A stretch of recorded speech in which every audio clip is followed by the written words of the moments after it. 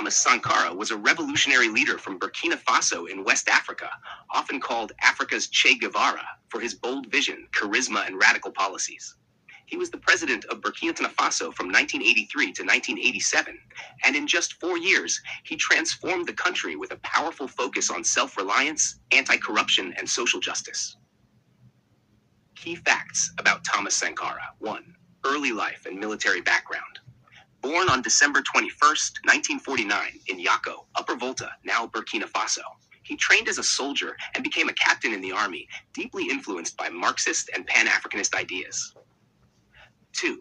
Rise to power. In 1983, Sankara became president after a military coup backed by his close friend Blaise Compaoré.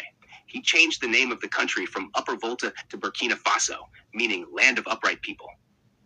3. Revolutionary reforms. Anti-imperialism. He rejected foreign aid with strings attached and urged African nations to stop paying colonial debts.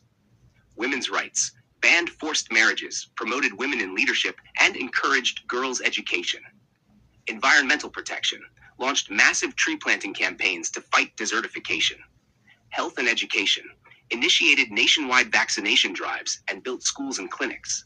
Frugality. He lived modestly, sold government luxury cars, and cut salaries, including his own. Number 4. Assassination and legacy. On October 15, 1987, Sankara was assassinated in a coup led by Blaise Compaoré, his former friend and deputy, who then ruled for 27 years. His death was believed to be backed by foreign powers threatened by his anti-colonial stance. In 2021 to 2022, a trial finally convicted some of his killers, including Compaoré, in absentia, offering some justice decades later. Sankara believed in self-determination, integrity, and Pan-African unity. He often said, open quote, "He who feeds you, controls you," close quote. He challenged not only Western imperialism, but also African elites who served their own interests. Why Sankara still inspires. Seen as a symbol of resistance, especially among youth across Africa. His speeches and policies continue to resonate with movements for freedom, justice, and African dignity. Statues, murals, and songs across Africa honor his legacy. Let's take a close look at Thomas Sankara's legendary 1987 speech at the Organization of African Unity, OAU, just 3 months before his assassination. This speech, delivered in Addis Ababa, was powerful, fearless, and unforgettable. It's often remembered as one of the most radical critiques of colonial debt and Western exploitation ever made by an African head of state. Thomas Sankara's 1987 OAU speech, "We refuse to pay the colonial debt."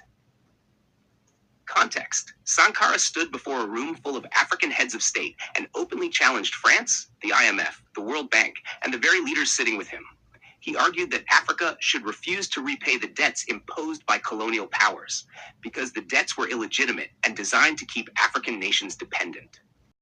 Debt is a cleverly managed reconquest of Africa, aimed at subjugating its growth and development through foreign rules. Close quote. Sankara is exposing how economic dependency replaced colonial rule. Though colonizers had left, they left behind a system where African countries were still economically controlled. Open quote. "Those who led us into debt were gambling. We cannot repay the debt because we have nothing to pay it with." Close quote. This was bold. He wasn't offering excuses. He was declaring a refusal to participate in a corrupt global system. Open quote.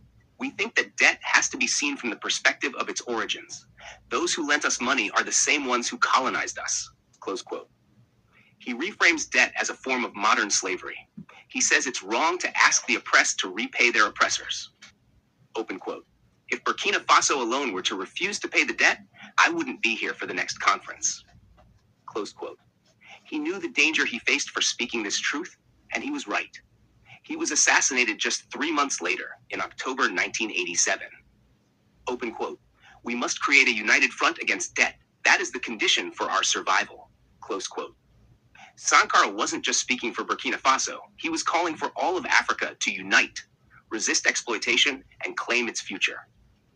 The impact: his words were met with nervous applause. Many African leaders agreed privately, but feared reprisal. He was killed shortly after, in a coup believed to be backed by forces disturbed by his message. The speech became a rallying cry for anti-imperialists, pan-Africanists, and youth activists across the continent. Sankara's tone: fearless, righteous, urgent, strategic. He mixed revolutionary fire with intellectual clarity, using simple yet sharp language that made his message unforgettable. Sankara's legacy lives on,